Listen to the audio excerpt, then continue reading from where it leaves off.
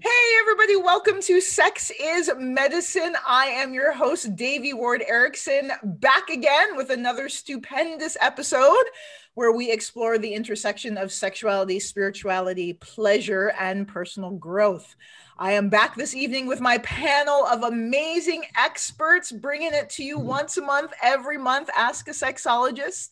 We have in our upper left-hand corner, we have the beautiful and stupendous Karen Craig. My upper right-hand corner, we have Lucia Vasquez. Below me, we have Miss Rosie Bitts. And below me to the right, we have Sequita Whitfield and all of these amazing, gorgeous colleagues of mine. So honored and delighted to have you join us once again and share our wisdom and our knowledge and viewpoint, our lens, our informed lens with our audience. Thank you, audience, for sending us questions to answer for you every month. We so appreciate it. So whether you're sliding up into our DMs on our personal websites, or you're sending them to us at connectedauthentictantra.com. We so appreciate your questions, and we are delighted to be here to answer them. It gives us a lot of joy to support your sexual healing and personal growth. So this afternoon, we are going to start with a question about anal pleasure for men. So these are those male-identified people. So this is a big topic and a big issue because for those people who are born with penises, you have an organ or a gland that when stimulated can bring you tremendous pleasure. And yet this organ is most easily accessed through your anus. So that can be intimidating for many people. So there's this rub. That's the right word, no pun intended, but there's this conflict between this pleasure, but also this shame because of the location of where this pleasure stems from. So we are here to alleviate that, to help rid you of all shame of accessing your birthright to pleasure, wherever it happens to show up on your body, whether it's in your anus or in your penis or on your toes, wherever it arrives. We want to celebrate that for you. So our question this evening is, okay, so I enjoy anal sex, pegging. How do I introduce this to my wife? She thinks it is gay. That's a deep question. So I'm going to invite one of our wonderful experts to get started by answering that question. What are your thoughts? Who wants to address this first? Sequita. So for those of you who can't see, Sequita's making happy gestures with her fingertips. So she's excited to share. I don't even know where to start. I personally love the act of pegging. Damn. So let's woo, woo, woo. Sequita's like, bring it. Just line them up for me. I'm ready to go. There ain't no shame in our game. Let's do this. It's my game. And so I would say to this young man, this old man, whoever this person is that I would have the conversation off-site, maybe, in a neutral place where he can just express what his interests are, what intrigues him about anal play, what he's read or heard about prostate massage and the pleasures that can give him, exploring the whole aspect of rimming, or some people say, eating ass, or, whatever that turns him on, and just coming from a place of just conversation rather than, hey, can we do this? Mm-hmm. Because if she or he is not open to that, in this case, it's his wife, if she has certain reservations around it or taboo thinking, or it's just like, she doesn't know how to approach it. Mm-hmm. I think coming from, and this has been my experience, coming from just a place of conversation, this is what I like to explore, and talk about it from a non-threatening place. Yeah. Then it gives way, it opens the door for them to carry on the conversation further. Because sometimes it can't just go from zero to, yeah, let's go. Yeah. sometimes in a relationship that's long term or even short term, but that type of bridging that gap from this is what I like and I'm not gay to this is what I like and I'd like for you to join me in this pleasure can take a while. Yeah. Can take a while, days, weeks, months, depends on where they are in their own pleasure game. Now, if their own love life, their own sex life is active and at a level where, yeah, they want to add to it, then it may be an easier, shorter time frame. But if they're going from a for lack of a better word, like missionary position once a week to let's have anal play, that might take a minute. That might be a big leap. Yeah. So you're suggesting having a conversation about it. Context is important. So not like while you're making love, like, hey, let's peg. Or even like in the conversation, like, hey, let's try this tonight. This is new crazy thing. But like, hey, let's explore this intellectually. Let's explore it with a safe space around it in a safe container, and just discuss the pros and the cons and views and all of that without any pressure to act upon it right away. Exactly. Yeah, I love that, because it'll also give his wife the opportunity to express what her reservations are. You know, so are her reservations that maybe he really is gay and prefers to have a man over her, you know, and so then feels like kind of threatened in the relationship. Or, you know, does she have like religious views, you know, that would be proscribe having that kind of connection? Like what are her issues around it? So it would give him an opportunity to talk about his pleasure and why he desires it and what her issues, and give them both the opportunity to pose questions. You know, if they've been married a long time and then he just suddenly kind of arrived one day, oh, I want this, then she might be wondering, well, kind of where'd that come from? And, you know, so yeah, I love the idea of starting out with conversation, but not in bed. Right.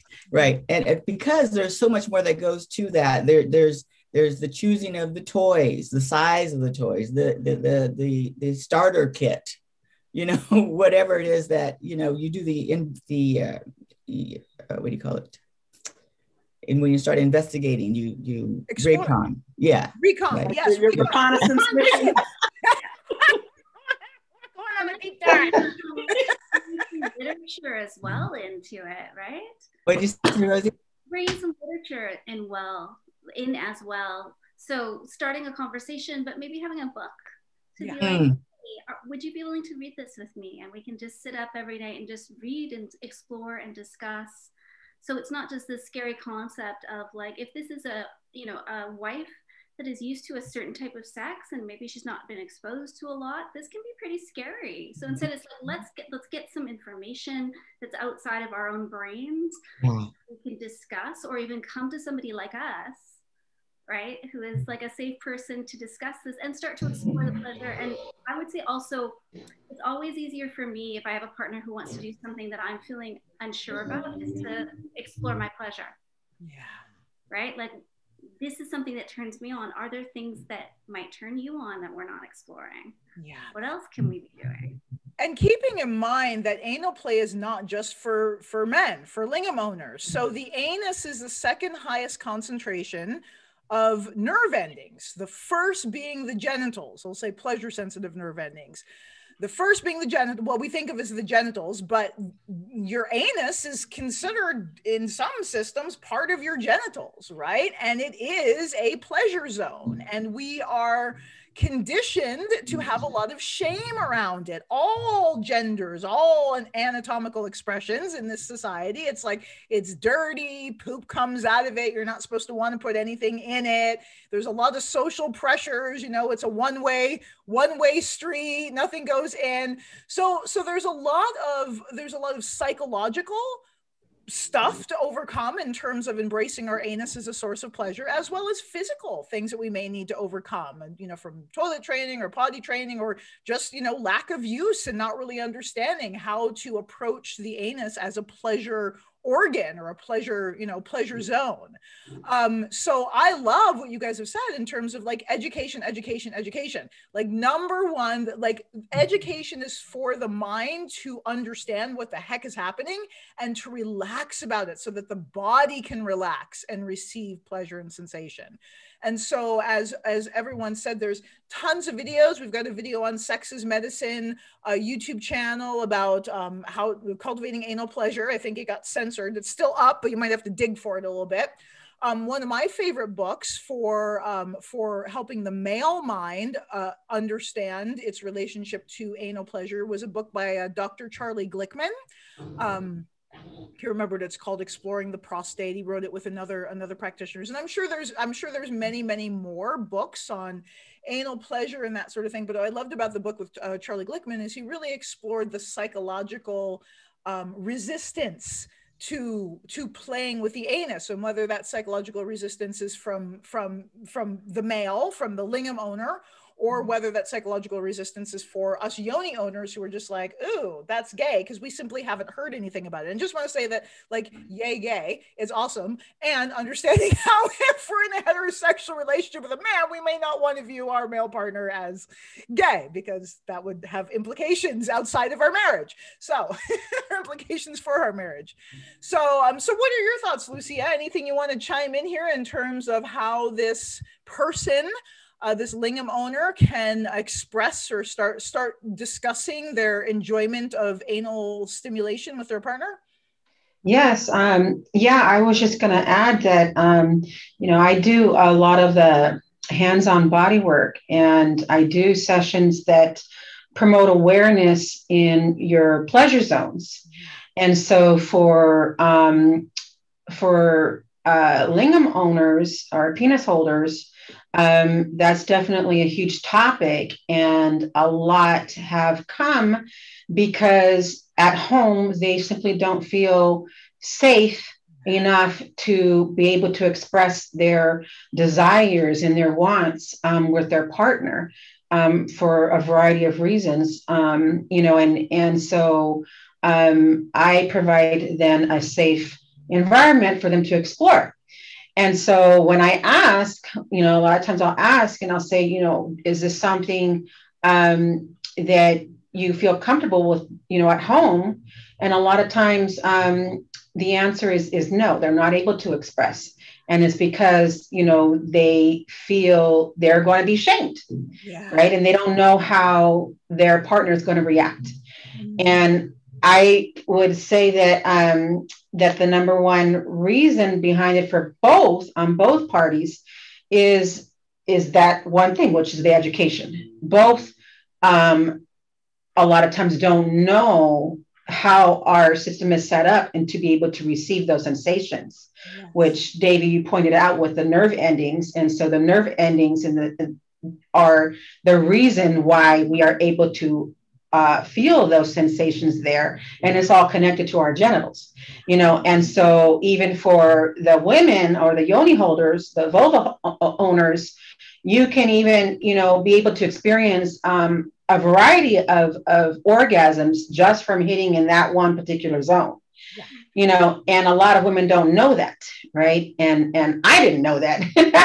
I just knew that it was a good place and it felt good. And I don't care why, but it feels good, right? All judgment for the sake of pleasure. Who cares about the judgment? I'm here for the pleasure. Right. Exactly. And for me it was those kind of orgasms that were my most pleasurable, along with the clitoral ones, more than anything. I pause you there. So what you're saying is that your anal orgasms were actually more pleasurable than your vaginal orgasms or your clitoral orgasms? No, that those were the two main ones for me before I was educated that I could have. The only two that I could have was anal and clitoral. So that's huge, because there's a lot of shame from yoni owners that I've heard, that's landed in, in my message boxes and whatever. A lot of shame for yoni owners who are able to have anal orgasms but not vaginal orgasms. So Lucia, do you want to dive into the nerve pathways and why that might be a thing, why they might have more easier orgasms via the anus than the vagina? Well, because okay, wait, I'm sorry. Let me hear that question again. So the nerve pathways. So remember how like the pelvis is innervated, and there's actually a physiological reason or an anatomical reason why some yoni owners may have easier anal orgasms than they do vaginal orgasms.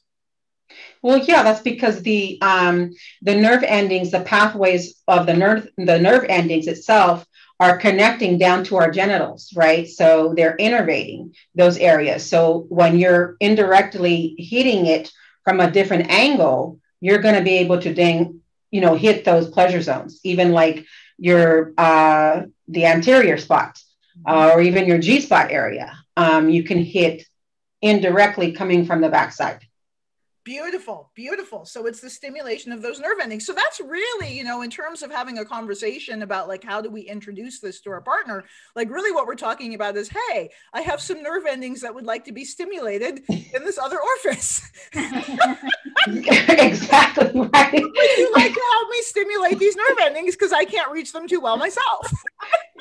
Right. Yeah. Ultimately. Yeah. And so, one of the things that I always tell them is to, because it is a very touchy subject for most, is what you all have mentioned is to have a conversation about it. And even I have definitely suggested to, look at some videos, some educational resources, and point them out to your partner in this conversation and show and become more educated about the reasons why these are pleasure zones for everyone in general. Yes. And I would also just add to this conversation, circling back to what Sequita was sharing earlier, which is that it can be really hard to go from, your regular penis and vagina sex to, I want to be pegged, right? That might be a big leap for your wife. And so, a suggestion might be exploring prostate massage first, or anal massage before having her strap on a dildo, because just that might be intimidating, right? She may be totally down to stimulate give you a prostate massage, but putting on the strap on might be a bit much for her starting out. So loving, that this gentle approach of exploring different educational materials, watching videos, get informed, doing something together, like making this a fun exploration as a couple. Like, let's explore this whole other realm of nerve pathways, nerve endings that we can stimulate in both of our bodies. And then let's see what happens. And I would also point out that when you talk about prostate massage, that massage of the prostate is actually health giving, that there are health benefits to the prostate being massaged, both from an Eastern perspective and a Western perspective. So moving stagnated energy, but also like sort of flushing out like toxins from the prostate, and trauma energy and all kinds of things are held there. Absolutely. So there are also some benefits along those lines. Beautiful. Yes, exactly. So if you want your husband to live a long time, massage his prostate. Yeah. There you go. There you go. Yay. Okay. So anything else we want to add about pegging and anal play? We approve 100%. We want to support you. We suggest you do it. Reach out to any of us to support you in that. Watch videos, read books. May I add one little thing? Absolutely. There are some very tasteful porn videos on pegging as well. So. Okay, well, where can those tasteful videos be located? Because there's a lot of untasteful ones. So let's talk about where can you find them, Sequita? Without throwing myself under the bus. That's too late. The pegs out of the bag. The pegs out of the bag. I just found a couple on Pornhub that just because. Okay. Yeah. Okay. All right. So a couple on Pornhub. At some point we'll have to expand out our sacred porn you know, links kind of thing, Yeah. resources, Yeah. because they're there. That I just Yeah. They are there. They are there. Maybe we should create a Google Doc and just, you know, start adding links to them so that we can share them with all of you after these, because it's important. Because again, porn is a sensitive topic, because it's controversial, because there is a component of it where it's, you know, it's rooted in ignorance, it's poor modeling, it's all of that stuff. There's a component to it, but then there's also this really wonderful sacred aspect to it, and it can be an incredible support for couples wanting to learn and explore and expand their horizons. So, you know, the way the porn is used, it can be used for good or it can be used for ill, and it's important for us to have resources that meet our needs for integrity, I think, in terms of our consumption. Yeah. Yay. Okay, which brings us to our next question. Can Tantra help heal porn addiction? Can I address that? This question came across my feed, and she mentioned, this was from a wife regarding her husband, and she said that he has a history of porn, masturbation addiction, and this was a new one for me: intimacy anorexia. So that means not wanting to connect. Is that the way we're interpreting that? So it would be aversion. So that would be attachment trauma. Got it. Yeah. Okay. Okay. Yeah. So having aversion to actual intimacy with another is usually indicative of wounds, relational wounds that we had as children. So what do they call it? Avoidant attachment style? Yes. Okay. Got it. Okay. Yeah. Yeah. Okay. So anything else on that question, Sequita? She just wanted to know if Tantra could, you know, help with his addiction. Okay. All right. Well, I believe that we've all had experience with this. I'll let you guys go first. What are your views? What have you seen? No, go ahead, Rosie. Oh, thanks, Karen. So I view it as like any other addiction, right? And there really is, when you're dealing with addiction, it's about a lack of connection and community, essentially. Right? People don't become, and this is some of the there's some beautiful new cutting edge information about addiction that's happening right now. And Gabor Mate is pushing a lot of this as well, about really healing what is underlying the addiction, because people don't get addicted to substances. Like, there are addictive substances. Yeah. People have a need for connection that is missed. They have a need for community. They have a need for intimacy, which he also has, like that double whammy of having, you know, if he's, you know, it sounds like maybe even an attachment disorder. Like, all of us have different attachment styles, but you can have an attachment disorder where you really never attach to anybody. Yeah. And that's sort of where I would go. And what I have found with working with clients with porn addiction is it's actually, I remember the first man I worked with porn addiction, it was so much easier than I expected. I was really worried. It was early when I was practicing Tantra, and I was really worried. I was like, whoo, when he told me his story, and I was like, yeah, well, let's work on it. Let's see how it goes. And having consistent connection was a huge part of the healing. Yeah. Right? Just being able to have a safe place to come and to talk, having the meditations that we offer was a huge part of the healing, a different type of connection, journaling, a different type of connection, right? All of this. And he, you know, in the time that he and I were, spent together as had him as a client, he never healed his relationship with his partner, but he came to a place where he no longer needed to use porn in the way that he was. Yeah. It's not something he was reliant on anymore, because he had found first a connection through me, but then ways to connect within himself. Yes. Yeah. Yeah. So prioritizing connection as the antidote to the addiction, and the tantric methods that we teach. I can't speak to all tantra, right? Because that's the thing. It's such an umbrella term. And so I don't know what your tantra yoga practice looks like. So I can't say whether or not it's going to be healing. But we can say that with the methods that we use, I think all of us have experienced out in the field teaching people, exactly what you described, Rosie. Like, for me, walking a lingam owner through the methods of self-connection, yogic breathing, solo, self-masturbation, sacred self-pleasure, like that in and of itself, I has been so transformational for so many men. And I think that one of the root causes of porn addiction specifically is having that our innocent connection to pleasure as children severed, being told that good boys don't touch their penises, and growing up in this culture of sexual shame where they need to hide their masturbation, where they need to do it as quickly and quietly as they possibly can, and the whole focus of it is just to bust that nut. And then, you know, it's like pressure release. It's not cultivating this beautiful, juicy relationship with your body and your genitals. And so teaching lingam owners methods to reclaim their right to having a sensual relationship to their bodies, an essential relationship to their penis and their groin and their testicles and all of that area. So instead of it just being this performative, like I'm going to beat you until you squirt, right? I'm going to be present with you and breathe into you and touch you and talk to you and just be present with whatever sensation arises. And I've literally watched men cry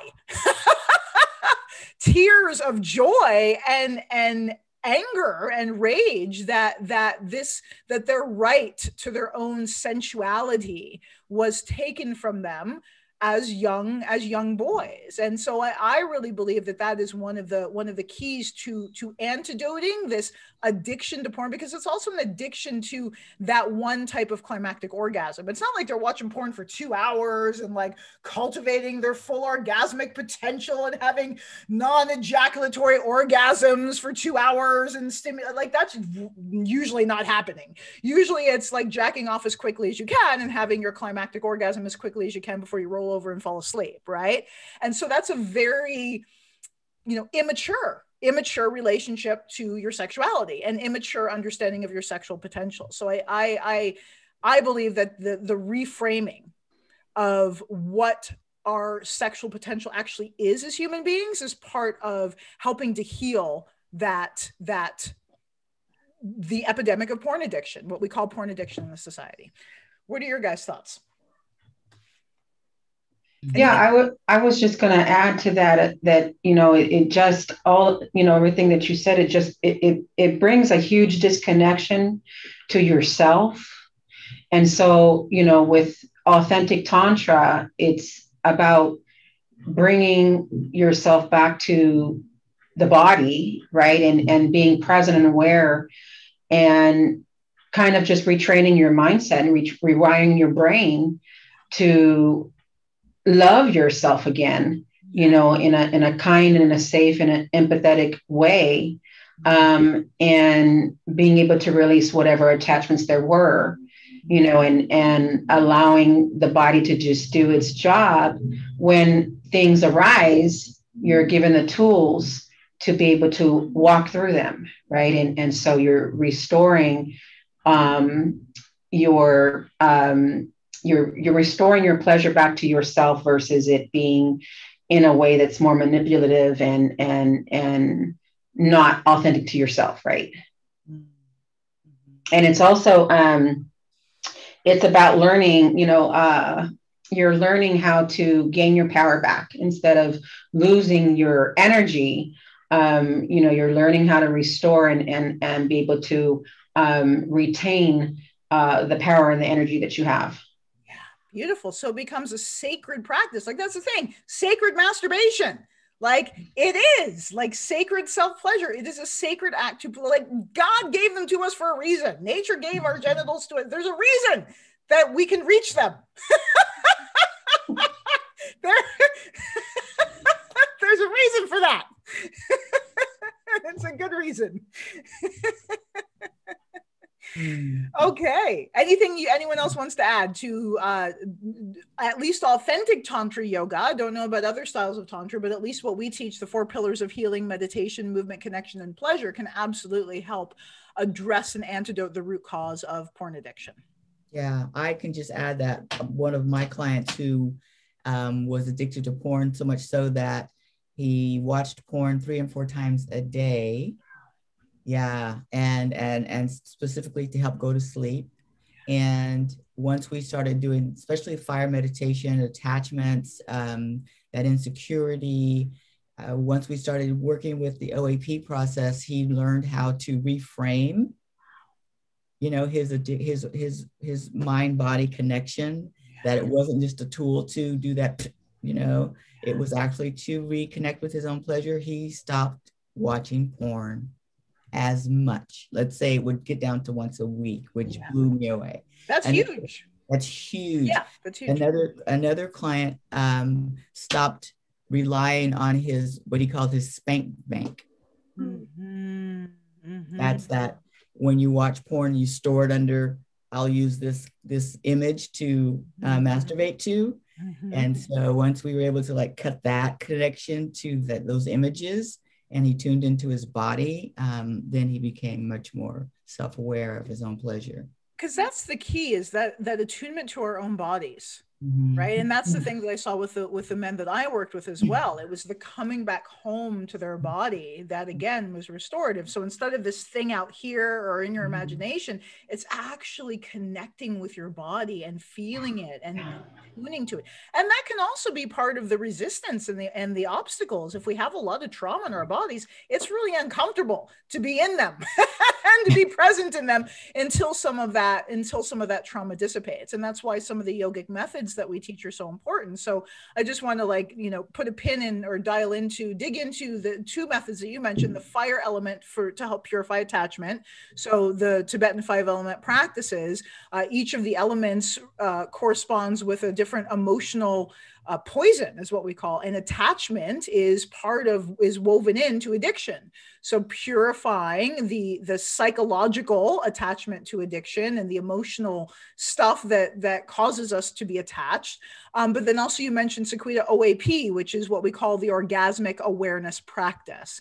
And so that's a yogic method of working with a specific breathing method during the process of stimulation, using specific styles of stimulation to help rewire the autonomic nervous system to relax and receive pleasure and expand our potential for pleasure, as opposed to, again, being attached to this climactic orgasm. Yeah. Beautiful. I mean, just being present in that way, like sometimes people use, just like any other addiction, use masturbation as a medication. Yep. So they're trying to meditate, whether it's anxiety, depression, any whole array of things, sort of that like hit, that chemical hit, and those endorphins and all of that. Like that helps to medicate, and even like Sequita was talking about, to go to sleep. Yeah. So a way to relax and calm themselves. So learning other means of doing that can be so supportive, like working with ocean breath and breathing forms that help their whole nervous system to relax instead of like needing that. And then also learning, we talk about pleasure, pleasure is medicine. Yep. And masturbation like that, sort of like what you call, Davy, that sneeze, that orgasm that's really sort of this hit of chemicals as opposed to genuine pleasure. And so really being able to learn how to connect to pleasure and all the different forms of pleasure, so that their bodies and their tissues are really being sort of marinating in all these pleasure chemicals. And so they don't need to go to that as the go-to to achieve that. Yes, beautiful. I love that. Marinating in pleasure chemicals. Let's do that. Marinate. I like that. Pleasure chemicals. Let's marinate. Yeah, I'm going to add that to my chicken. That's my special sauce. I do just want to say this, that there's absolutely nothing wrong with masturbating or self-pleasuring in order to fall asleep. But what we're suggesting is, if you have an addiction to porn, like that may not be the best remedy, but also it's not necessarily, when we're talking about lingam owners, it's not necessarily the ejaculation that is going to cause you to fall asleep. It's the orgasm itself that's relaxing, and it's orgasm itself that's restorative. So for you guys, learning to separate orgasm from ejaculation and ejaculate infrequently and by choice, having choice over when and how often you ejaculate is incredibly empowering, and still being able to have orgasms without ejaculating. Now that is something you want to fall asleep to. I'm just saying. And your partner too. Your partner will want to feel fuck her to sleep, boy, let me tell you. Knock her out. We're all nodding because we know. Yes. It's happened. Yes. This is true. So true. All right. So let's move on to our next question. Okay. So I'm going to go to one that came into me. So I'm wondering how can I receive an orgasm from penetration? I've never received an orgasm from penetration, and only from clitoral stimulation. So the clitoral glands, which is, we know that the clitoris is in most of it's internal, but when most people say clitoral stimulation, they mean the glands. Whenever I'm penetrated, it's like I really don't feel anything, but the thing I do feel is not pleasurable. It's just like I'm being touched internally. Also, I'm in a same-sex relationship, both yoni owners, and this has always been a problem for me, even when I was in a heterosexual relationship. How can I receive pleasure from penetration? Well, this is an awesome question, and one that we love to answer. So I will hand the mic to you guys to support this wonderful yoni owner and understanding more about their bodies and how they can have vaginal orgasms. Who wants to go first? Yeah, I'll go. Yeah. Okay. Yeah, we have a lot of common there. Yeah, I would say that it sounds like, that there's a lot of numbness, and, something that I myself was experiencing before I went through training and got educated. And this was like when in my younger years in my 20s, where I went through a number of years of feeling the numbness. And what I did not know that there was a connection from the traumas that I was holding in my past to my sexual functioning. And I went through many, many years of talk therapy, and it was never addressed that that connection was never ever addressed. And so I was completely lost with that portion of it, simply because I just did not know. I was not trauma informed at that time. And I didn't know that could be related to the reasons why I was not being able to orgasm in those ways. And so once I sought, out the training and the education behind it, that's definitely one of the things that I love teaching now, is educating about, the different types of traumas. And, everybody, we all hold on to trauma in different ways, but just understanding that it can and it does include the sexual functioning, and we may not even know it, right? And we don't have to. It's how our body is taking it and perceiving it.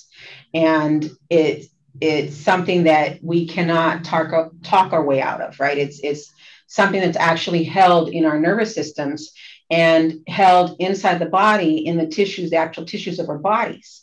And so, I strongly encourage those to, get the education behind that and seek out, what it means to heal by way of using somatic healing, right? Using breath, touch, and awareness to get through the blocks that are there, that are being in the way of us being able to access our full, pleasure potential.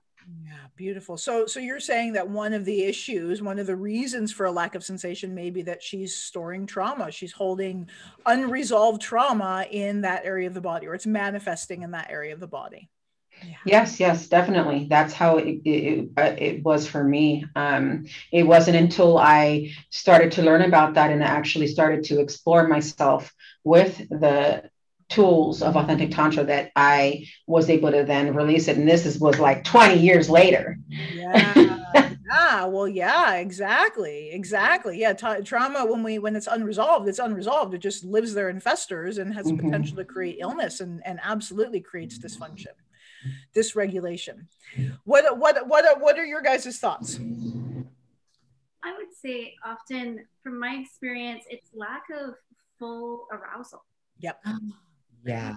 You really need to be, unless you're, at this point, I've done lots of yoni exploration. And so I can have some pretty easy vaginal orgasms, often more easily than I can have clitoral orgasms. But when I was starting out, I had to really get to that full place of arousal and engorgement. And we forget, when I'm talking to my clients, I tell them, you have a lingam measure, not that it's actually totally accurate, but with lingam owners, you see, are they getting an erection? Do they not have an erection? Mm-hmm. Not that they can't experience pleasure without an erection, but with yoni owners, we forget that we actually have all of this erectile tissue that takes about 40-ish minutes to fill up. And once that erectile tissue is full, and we've had that time of 40-ish minutes to get aroused, what's happening internally is, first of all, I think, pushed to the forefront those nerve endings so we can get to them a little bit easier, but also we're juiced up, we're ready for some penetration. Yep. And you can ask your yoni, you can actually put a finger or put a dildo if you're playing with a partner at your yoni, and if she's interested in being penetrated, she's going to suck that right in. Yeah. Yeah, I love that you said that, because my first intuition in reading this was, oh, you're probably not fully engorged. So like understanding our anatomy is so huge in understanding why our sexual experiences are the way they are. So, number one, the vaginal lining has few nerve endings, unlike your clitoral glands, which has many thousands of nerve endings. So of course you're going to have more sensation from your clitoral glands right off the bat than you are your vaginal walls. And that internal erectile tissue takes 40 minutes to engorge. So much of our sexual education in the West is patterned after the male ejaculatory orgasm. So there's this, fast arousal, you get hard, you stimulate for 2 minutes, you have an orgasm, you ejaculate, you're done, right? That's the whole Masters and Johnson 4-stage arousal, blah, blah, blah. For yoni owners, it's a lot different. If our sex education was patterned after the pattern of female sexual arousal and desire and, all of that, it would be very, very different. So ensuring that internal erectile tissue is fully engorged. So you've got at least 40 minutes of stimulation happening, whether that's stimulation with a finger, a tongue, it can be stimulation with a penis, but it just has to last 40 minutes, not 2 minutes, right? And then that engorgement is going to, as Rosie said, push those nerve endings, closer to the surface. So you're stimulating them, but then also the nerve endings of the vaginal lining are actually going to be awoken. They're going to be awakened. And if there's some unresolved trauma in there, it's going to help release that, unresolved trauma so that you restore sensation. Like there's all kinds of things that we can do to increase the sensation of the vagina. And with one of the primary ones, slowing sex down. Do not rush to the finish line. And I found this, even in lesbian communities, same-sex relationships. I was in same-sex relationships with women, and they didn't know anything more about my vagina than a dude did, right? Because of the sex education that we're exposed to. So just because someone has a vagina doesn't mean that they know about, the 40-minute arousal cycle for other vagina owners. We can't presume that. So for your female identified partners, both of you being educated about how your sexual pleasure organs work and the amount of time that it can take to reach full arousal so that you can have vaginal orgasms, you can have cervical orgasms, you can have A-spot orgasms, you can have anal orgasms. Bring those to the party too. Bring it all to the party is what we're saying. You may not be ready to have your yoni touched until 40 minutes in. Yeah. Right. Exactly. You may be having a massage. It may be the sensual experience of having all your other erogenous zones that exist outside of your genitals stimulated so that arousal can happen inside your yoni, and then go in the yoni and check it out. Like it doesn't even have to be yoni centered. Yeah. Just get there and give it time. Take an hour to do all sorts of other things. Make it a game. Yeah. And be like, oh, now we actually can touch genitals. So exciting. And all of those are reasons why the self-exploration, self-pleasure practices in authentic Tantra make such a difference. So the woman actually knows her own body, what feels good to her, what stroke, what pressure, where on her body. So, and then she's learning how to actually relax and rest into that pleasure and expand that pleasure and see where she is on her pleasure scale, and build it and let it come back down. And, so she's really getting to know herself in a way that you need to know yourself before you can expect someone else to be able to turn you on and turn you out, and you don't know yourself in that way. I love that you brought that piece in, because yes, again, one of the ways that we as female identified people are conditioned in the society is that our orgasm is our partner's responsibility. And our orgasm is for our partner, as opposed to, again, claiming our power and claiming responsibility for our own pleasure and exploring our own vaginas. Like, again, there's, okay, you can like stroke off your clitoris and have your little, climactic orgasm, but there's a lot of conditioning against us putting things inside our vaginas on our own, outside of for the male gaze. So never underestimate the power, of how we're conditioned, that our pussy is for their pleasure ultimately. And the resistance, the unconscious and subtle resistance that builds in us in exploring our own bodies and exploring our vaginas. Like, for me and so many of the other women that I've spoken with, like I spent 30 years of my life thinking that my vagina was for my partner, that I didn't have a right to put things in my own vagina, that it was their territory. So sitting down and doing masturbation where I actually put things inside of my own vagina was terrifying at first. And yet, as you said, Karen, it's huge to have that space and to have that, that self-love and that empowerment that comes from knowing like, oh, okay, so I've been stimulating my clitoris, I've been touching this. Now, like Rosie said, I'm going to put a finger at my yoni. Oh, wow, it sucked it right in because now I'm ready. Wow, I have so much more sensation after 20 minutes as opposed to 2 minutes. Oh my God, I'm not broken. Like, that's the biggest thing, is we're not broken. Whoever sent this question, your yoni, your vagina is not broken because you're not feeling lots of sensation. Your vagina is functioning perfectly. It's letting you know that it needs more time and it may need some TLC. It may need some attention from you in order for it to blossom fully. Yeah. Yeah, preach. And we love the modality that we teach. We reference authentic Tantra. We love our modality because it's so transformative and so healing. And we're not the only people who have wisdom to share. So, exploring and finding tools and techniques and people, trusted sources with whom you resonate, that can support you on this journey, that can support you in this exploration. Having a safe container is hugely important, especially when we're talking about releasing trauma, which 1 in 4 of us yoni owners are carrying around our sexuality, if not more than 1 in 4. So having a safe container, having trusted support, all of that is really important as you embark on this exploration. Yay. Awesome. All right. So one more, I think we've got time for one more quick. So let's see, a former client, COVID has resulted in feelings of isolation for a lot of people. How can a single menopausal person maintain a healthy libido during these times? Wow. I mean, that's a big question, even when we're not doing COVID, but anyone want to tackle that? How can a single menopausal person, yoni owner, cultivate and maintain their libido in isolation? What are your thoughts? Wow. Well, if you've been listening to what we've been talking about, the most important thing during this isolative time is connection with yourself.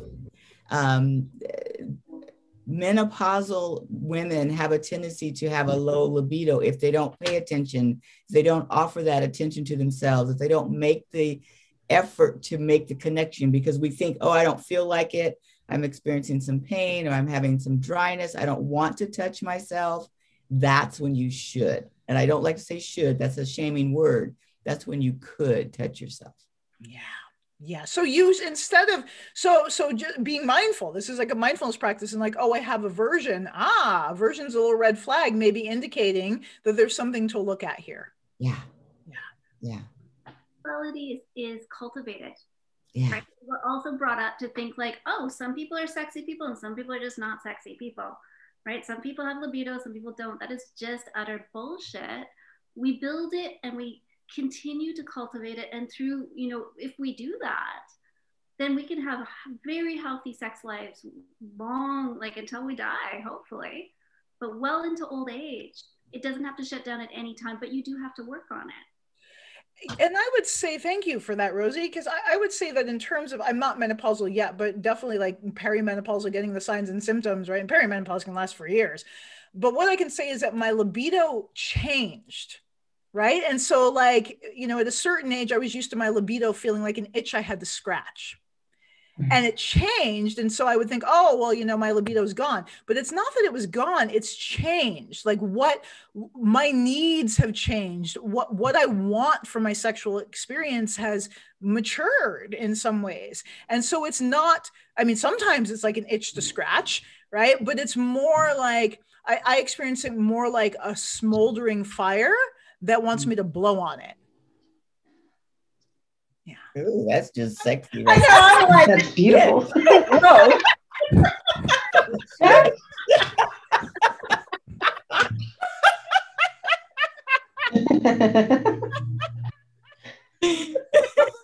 talking about with Rosie is that cultivation. A smoldering fire will go out if you don't blow on it, if you don't feed it, so to speak. So again, claiming responsibility for our own sexual experience and like, oh, okay, so I've got a smoldering fire here. Do I want to add some fuel to it?